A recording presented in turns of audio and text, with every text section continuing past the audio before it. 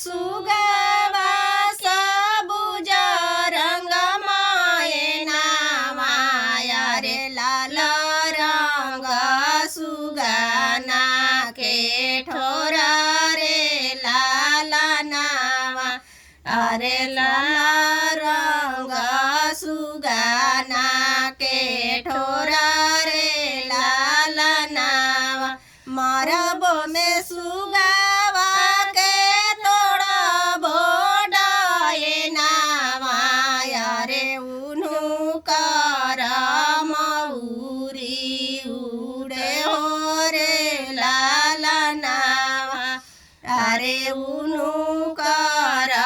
मऊरी उड़े हो रे लाल नावा मऊरी पहिरी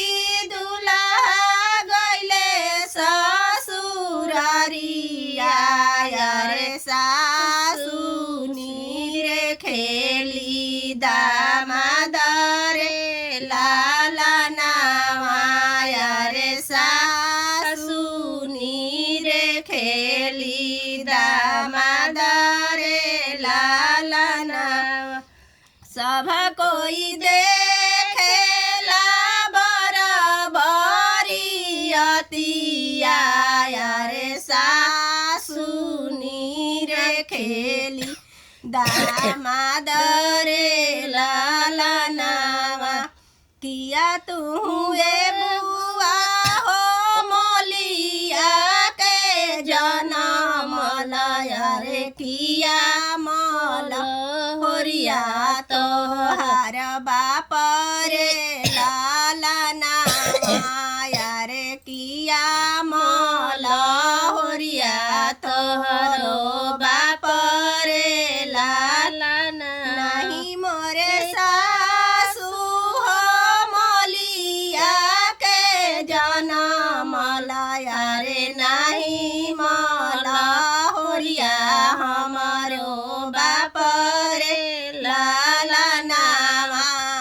रे नहीं मल होरिया हमारो बाप